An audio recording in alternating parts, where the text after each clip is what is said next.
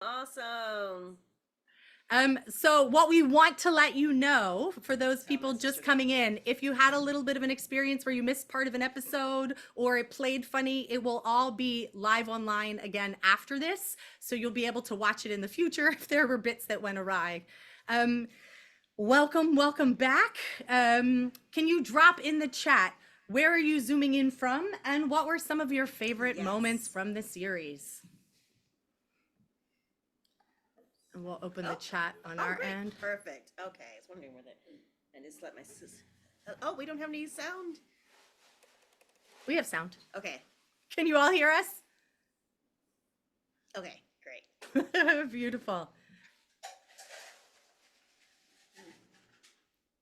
Okay. Okay, we got NYC. We got New York in the house. Where else do we have? We have Connecticut. Jersey. We got New Jersey. Monticello. Flo stole the enchanted table and ran on. Then, after being chased by his angry fellow citizens, California. Pennsylvania. Great. The San Francisco Bay Area. Love it. Thank you. Okay. So shout out to all of our house parties. We have house parties in Atlanta, North Carolina, California, and of course here in New York City. Thank you so much for joining the Million Mom Watch Party. If you haven't already, we have an announcement. Do subscribe. Yes. But we also hit 1,000 subscribers while the channel was going. So thank you, everyone. Wait, you can see the house party. Look over at Atlanta. Hey, everybody. I love it. All right, so we don't have big marketing dollars. This is why we're doing this YouTube premiere, so that we can take the grassroots approach and one share, subscribe at a time. I'm so sorry, I haven't been drinking, even though I sound like it, but I'm about to get started. Yes. Preach to him, house. Yes, everybody try the goddess drink that Vander made. It is delicious.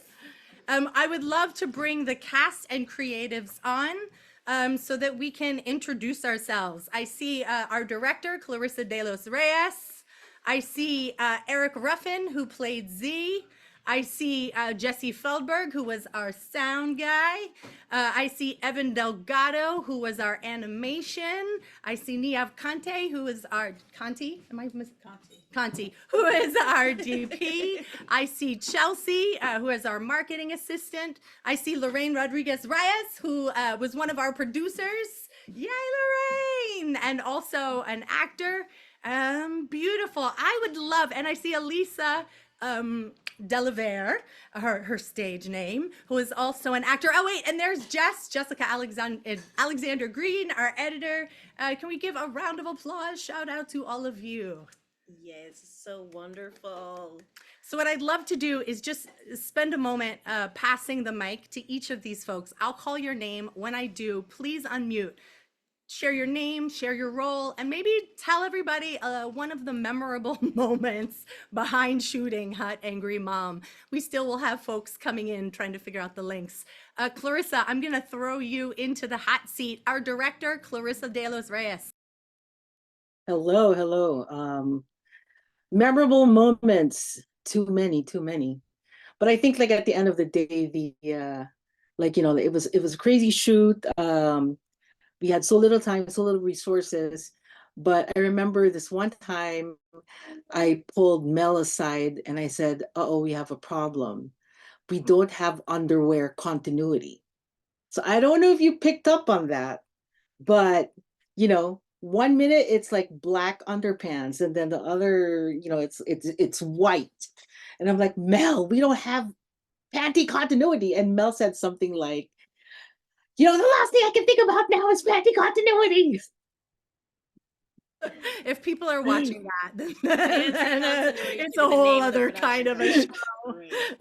Thank you. We are so glad you are here. You did the most amazing job wrangling our giant team. Lorraine, is it possible for you to pop in? Can we hear from you? Hi. No. This is the Atlanta crew over here. Woo! We have some more. So tell us, what is a memorable moment from making Hot Angry Mom? Oh my gosh, from soups to nuts, I had so many. It was actually watching you prepare when we were doing our scene with the coochie feeling, and and you were preparing backstage, and I was watching you in your zone, and then everybody else was just giving you your space, and I thought like that is awesome, like just to have people respect talent and actors, and that doesn't always happen. So it was also a magical set to be on. Filled with love and joy, and I kept bragging about it because I said I didn't see any egos there. So that for me was the most memorable, and I talk about that all the time. Thank you so much. Thank you to everyone in Atlanta.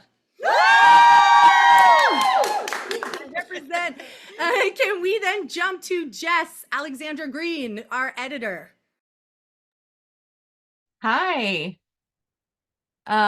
Well, it was just such a pleasure to edit Hot Angry Mom.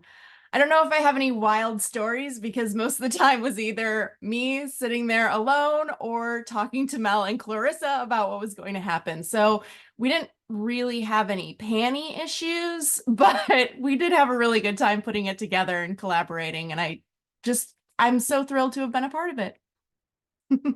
Thank you. And I want to turn to Nahara next.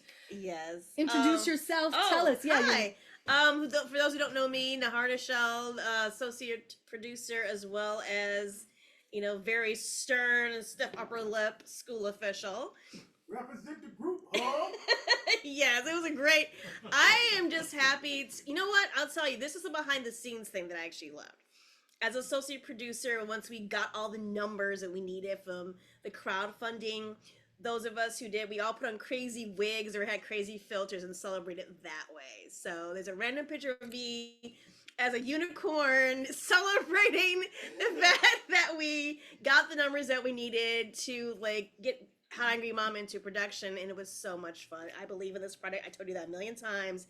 So, hey, everybody, I believe in touch and agree. Ooh, Lord, I'm excited. I'm spitting everywhere. Okay, this show is going to be on television. I'm talking HBO. Who's with me?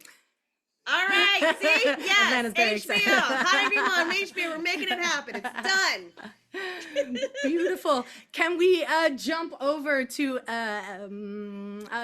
Eric Ruffin, who played Z? I would say the most memorable part for me was the tornado. I was surprised no one's mentioned it actually.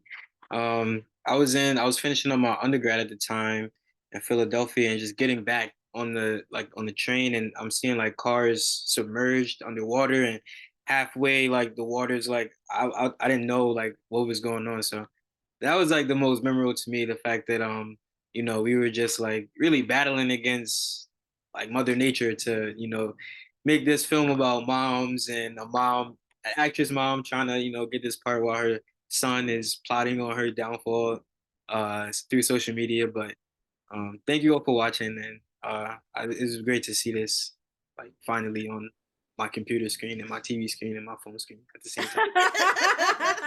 Thank you so much, Eric. And I will actually jump in myself. So I'm Mel, I'm the writer creator. I played the mom. I'm going to talk to the moment that Eric is talking about. We had to reschedule one of our shoot days that we canceled because of a hurricane in New York. And then the day that we rescheduled and were shooting, another hurricane hit. And a tornado touched down in Harlem, which I didn't even think tornadoes came to New York City. If they ever did, they did the one day. And so we had to end filming early that day and send all of the cast and crew home in cars. However, this is my most memorable moment. Vander was on set, Isaiah, my son, was on set. And because we had rented an Airbnb for the housing, what we had to do was pack up all of the lights, all of the camera, all of the props, all of the costumes, over $1 million worth of equipment, and unload it, just the three of us, in the middle of a hurricane. We were all completely soaking wet, and then drive home very carefully in the Bronx, and sometimes reroute because we would see water rising. Oh my And goodness. we made it home that night, but the next day I drove the truck to return some of the lighting equipment, and I was driving on 87, for those of you that know this, in New York City, and there were cars that people had to abandon on the sides of the road, and I started bawling because it looked like some sort of Armageddon type movie, and it just made me realize, like, oh my gosh, like we almost died making this. So the fact that we finished it, not a single person was harmed in the making of Hot Angry Mom, fills me with so much gratitude for the perseverance and the grace of the cast and crew, because they came back and kept filming despite that really wild day that we had. All right, so let's pass it over. La Monique, are you in the house? Hi, I'm here. I'm here. I have a little group with me. North Carolina. Yeah. So look, so excited to be here. And I don't know, there's so many memorable moments. I wasn't able to get up for the actual shooting of Hot Angry Mom, but like Nahara said, the crowdfunding, being able to work with all the other producers to like make sure that we had the money to make this thing happen, working with Mel like during the film festival circuit was so fun. We had the best time in LA for a couple of the film festivals, and just being able to like talk and work through all the behind the scenes stuff. There's so much stuff, like there's so much work that it takes to make something run as seamlessly as Hot Angry Mom did tonight on YouTube. So I'm so excited for 1 million moms plus to watch this. And I touch and agree with you, Nahara, that yes, this is going to be on TV. So yeah, come on HBO, come on Netflix, come on Hulu, come on. Out there. Thank you. Can we jump over to Evan Delgado, our animator?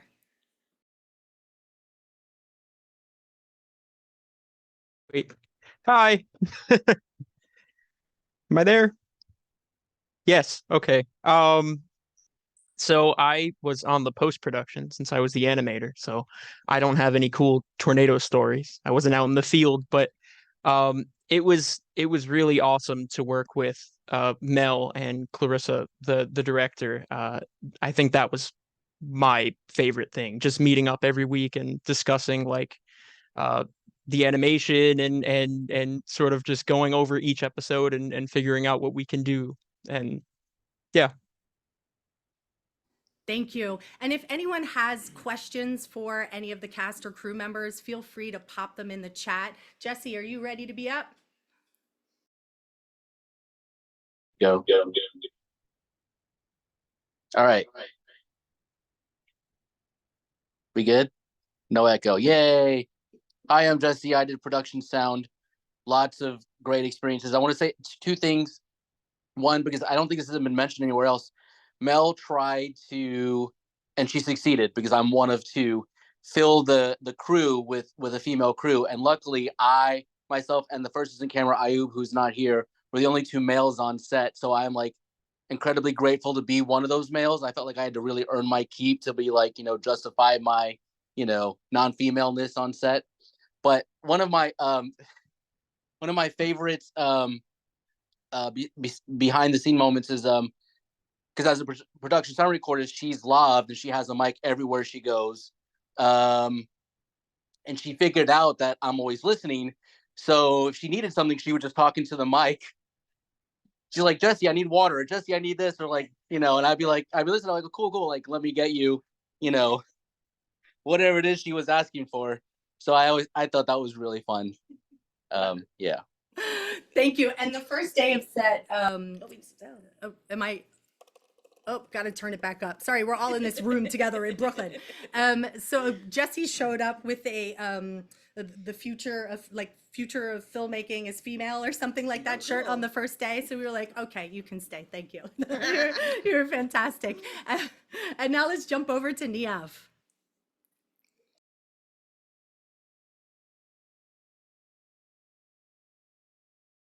Supposed to unmute or what?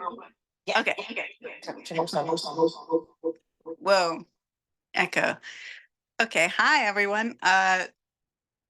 Yeah, I guess besides the tornado, which really was highly memorable and an intense drive home of terror through flooding, I'm remembering the driving portion in the car with Mel, who was pretty much driving all day long through intense traffic, like going back and forth over these same roads, and was super, super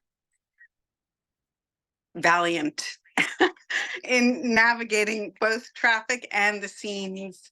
And I remember looking over at you and seeing you like do this yoga breath at one point in like some traffic moment where you were just like, and it was towards the end of the shoot, and we had been through a lot in this shoot. It was like shit show after shit show happening, but all with really good, you know, humor and kind of making it work. And just watching you like calm yourself and breathe through that moment was something that I think about a lot, actually. It was an admirable moment of self-zenning, I believe. Thank you so much. All All right, right, we're taking sorry, friends. Thank you. There we go. Okay. I had to just pause for a second. If you could see the screenshot on my computer, on my. Wait, all right, we're just taking everybody to see what we see. How do I get this facing the screen?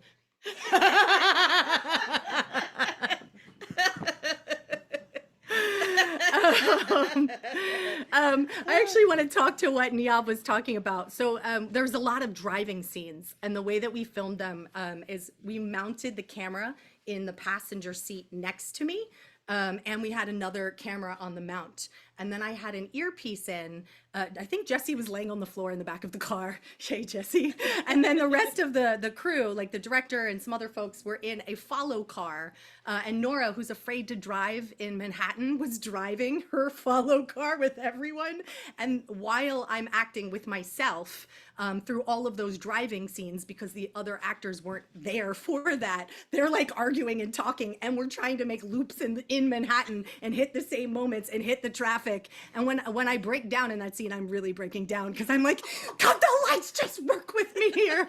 And so it was such an adventure, and I am so grateful that we got it and it looks so good. And it's so due to Niamh, her ability to set those cameras up and everyone just to follow along. So thank you all.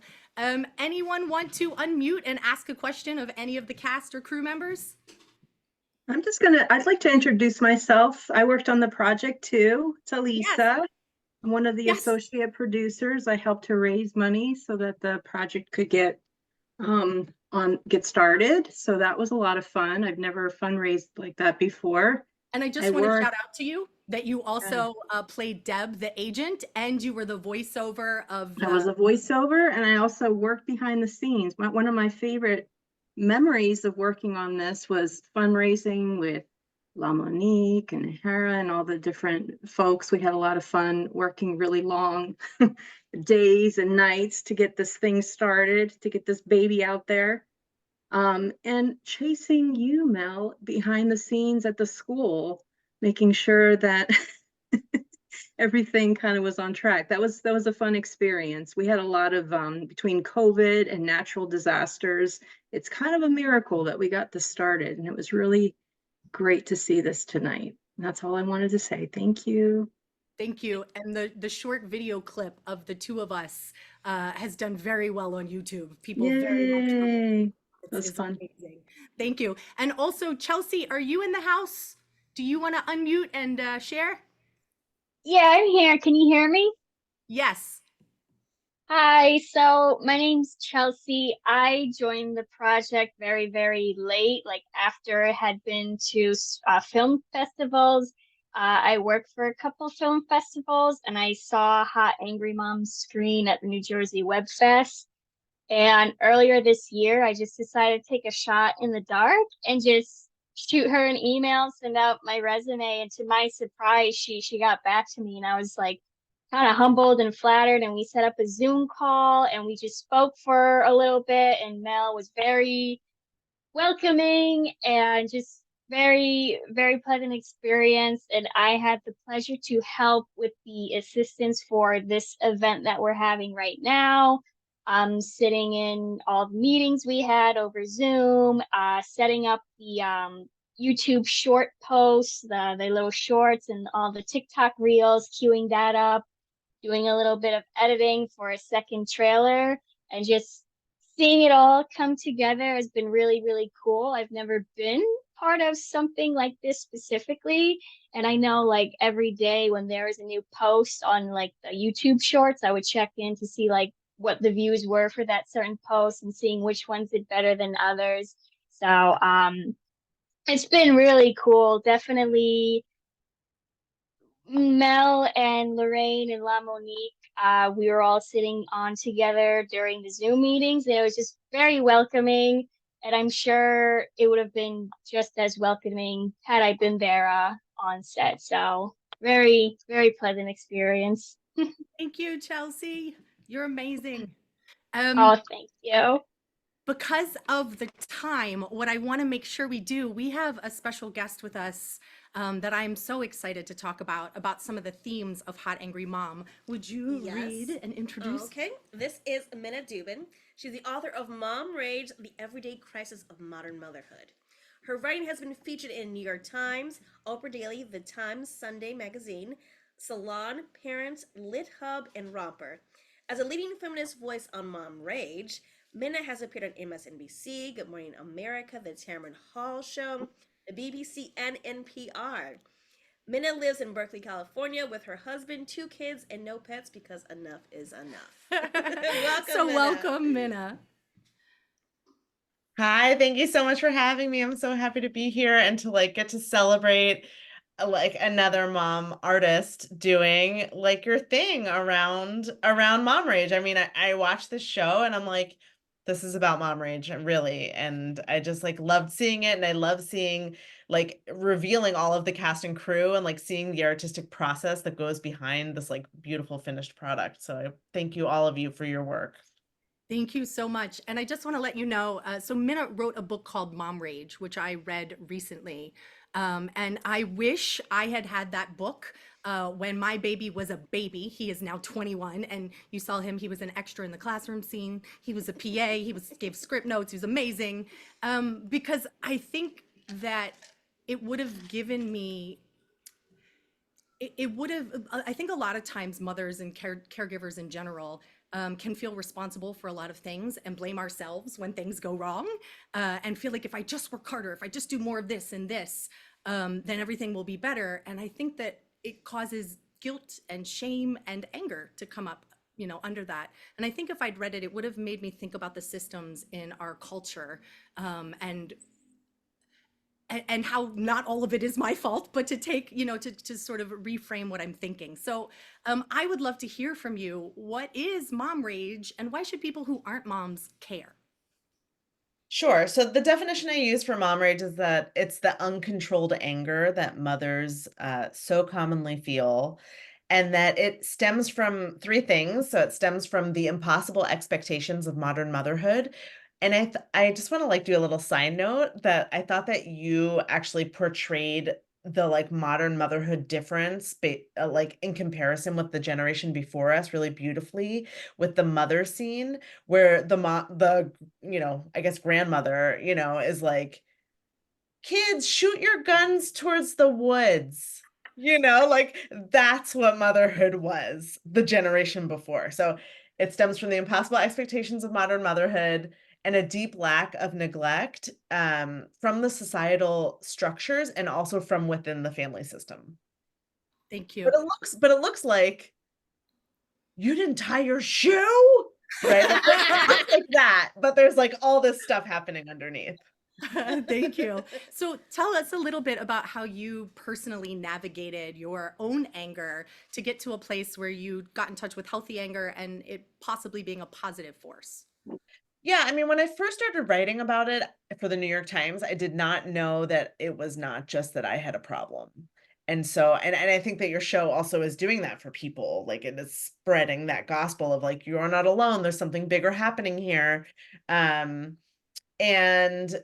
I think that the biggest thing that like has helped me like reframe around my anger is to look at my anger as friend instead of enemy, and to like in the book I have a chapter called Invite Your Rage to Tea, where I talk about like bringing your rage in like a friend to your table and being curious about it, and like sort of mothering your rage, like being like, what do you need, baby? What's going on? Instead of like being like, I'm a terrible person, I'm a terrible mother, but like actually trying to figure it out, because rage has tons of wisdom in it. And probably we have all these needs that aren't being met. And if we can actually stop being mad at ourselves and stop feeling ashamed, we can actually like figure out what's happening for us.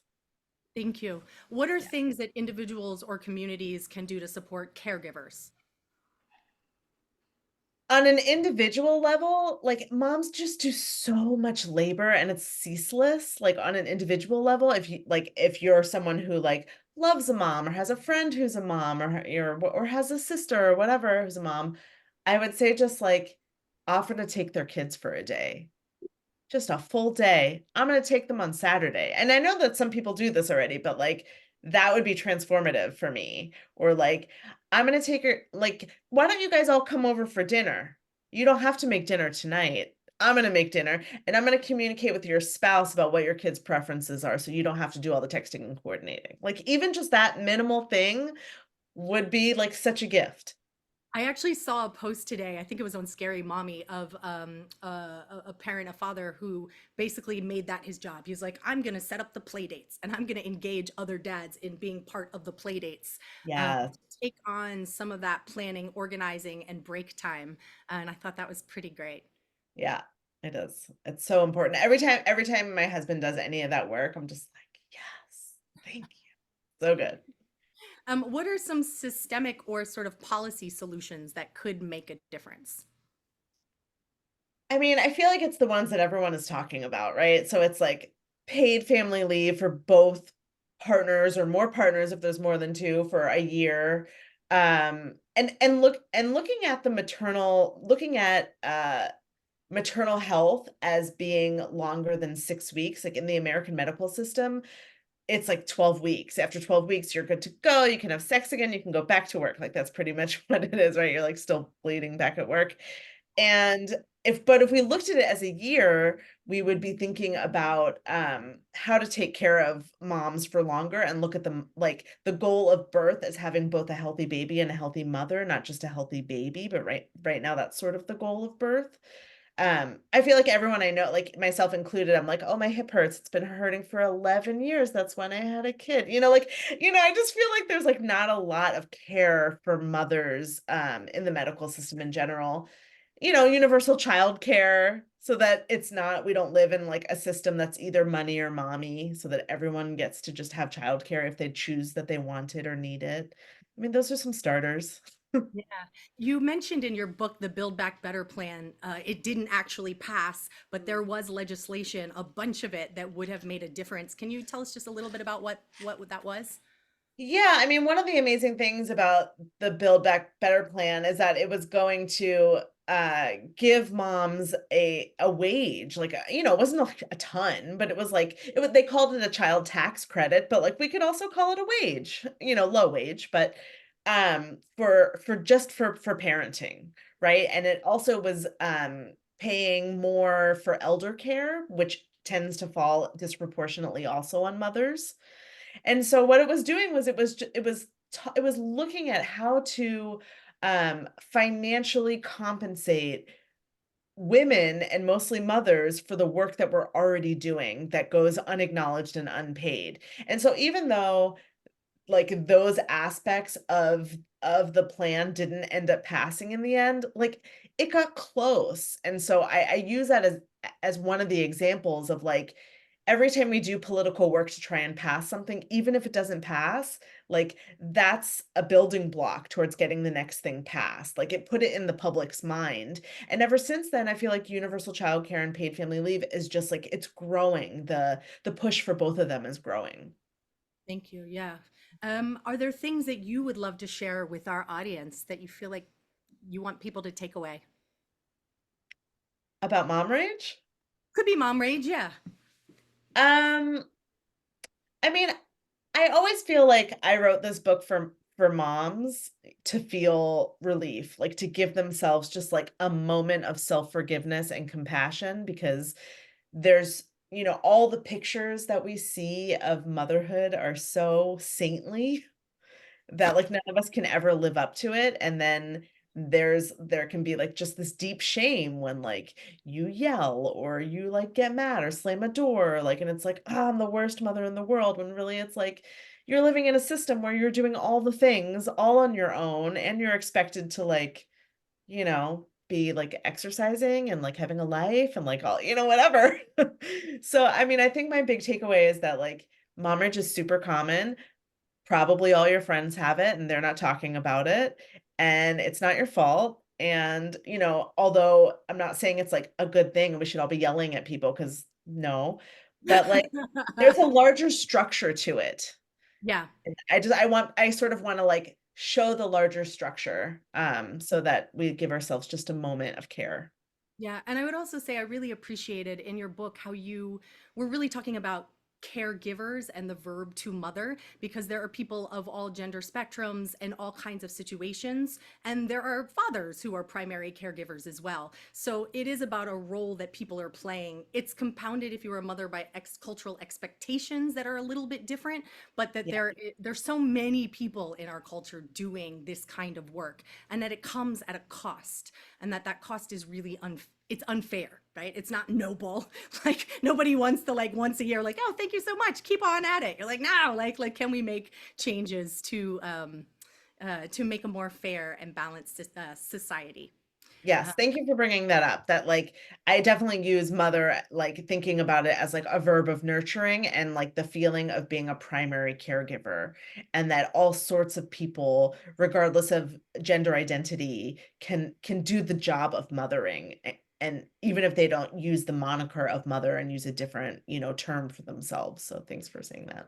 Yeah, thank you so much. And Kira, our magical behind the scenes person, can you drop a link in the chat? If anyone is interested, you can Google Mom Rage, the book, and you'll find it. There's an audio book which you can listen to, or you can read it. If you Google Minna's name, there's so many different articles that she's written, and some real wisdom that I think is super valuable. So thank you so much for being here with us today and taking the time out. Thank you for your book. It really spoke to me, and I'm hoping to be able to share it, platform it with more people. Yes, and thank you for your work, and just I'm so happy to be here and to celebrate you on your show. Thank you. Yeah. I also want to shout out to LaMonique Hamilton, because she's also written a book called Shift Women in Progress. Kira, can you drop in the chat a link for that as well? I recently read it, and I think that it's full of personal stories, but there's so much wisdom in it, and there's a way of talking about spirituality that filled me with faith and wisdom. And so I hope you all will check that out. LaMonique was a producer on this. She did so many things behind the scenes, because she is a mom, and our kids were best friends when they were 2 years old, and now they're men, and it's wild. So please check out her book. Thank you so much. And all right, we have one last thing before we let everyone go. Thank you for joining us. Yes, We do not actually leave. have a raffle drawing for the folks who threw watch parties, but we want to make sure they're still here. So Nahara, will you do the Yes, honors? I will. It's not rigged. I can't see anything because I have progressive glasses. I can't see anything anyway. All right. Let's see. Lorraine Rodriguez, Reyes, you have won. So what you have won is $100 gift card to the Hot Angry Mom merch store, and we'll show you a couple of things, friends. So I'm wearing a tank top right now. Oh my God, you're wearing one too! Yes! Other things we have in our store is the Hot Angry Mom phone case. We also have sweatshirts that say Hot Angry Mom. They come in all the different sizes and a bunch of different colors. in case you have different preference about what you like. So if you go to our link tree, you can find the store. We also have, this is my son's favorite, we have a bunch of mugs, but we have a color changing mug that starts black, and when it gets hot, then Hot Angry Mom is revealed, and he's very excited about that. And also I brought it in this cute little bag. I'll turn it this way. It says Hot Angry Mom, which is one of my favorite things because it's super soft. So if you like it, check it out. Otherwise, congratulations, Lorraine. And and with that, that is the end of the Million Mom Watch Party. Thank you all so much for being here. Your support means so much to independent filmmakers trying to get our series out into the world. Please stay connected with us. You can follow us on all the social platforms. Will you also drop in the chat, Kira, just the link to the Hot Angry Mom website so you can find more things? And then I'm just going to say some thank yous out loud because this event was made possible by a lot of people. So Lorraine, La Monique, and Clarissa were all producers for this particular event. Nahara, who co-hosted, and Greg, somewhere around here. This is their house that we are currently in. Where did Greg go? Greg? He's out. Oh, he's out. To Vander, who did our cocktail class. They're really good, guys. To Minna, thank you so much for being here to talk with us. To Chelsea, our marketing assistant, who's done so many things that I can't do. They're very stressful. The YouTube things. To our digital marketing consultants, 6 of 1 Digital, Jess and Carrie. To our series editor, who also did our YouTube shorts, Jessica Alexandra Green. We have trailers by Amy Kirsten, and Chelsea cut a trailer that I posted today. So you're gonna see more of that. That's so fabulous. Additional shorts that are coming out next week. Jesse Feldberg, who did the sound and talked about being the man on set, he's also cut those. Thank you, Jesse. To our crowdfunding support coach, Melissa Center, who kept me feeling supported.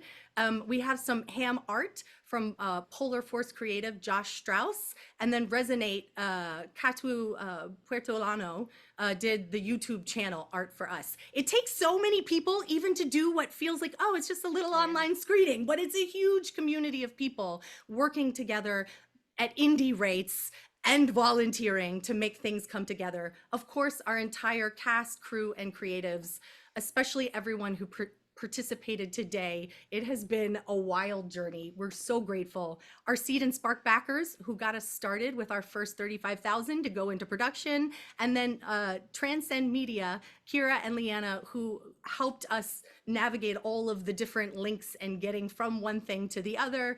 We really appreciate you. It looked fantastic. And additional thanks to Emmy Harrington, Chris Harcum, and Laura Sametz. Thank you all. Have a beautiful night. We love you. Love you guys. And go drink. Yay! Or to bed, whatever you need. Good night.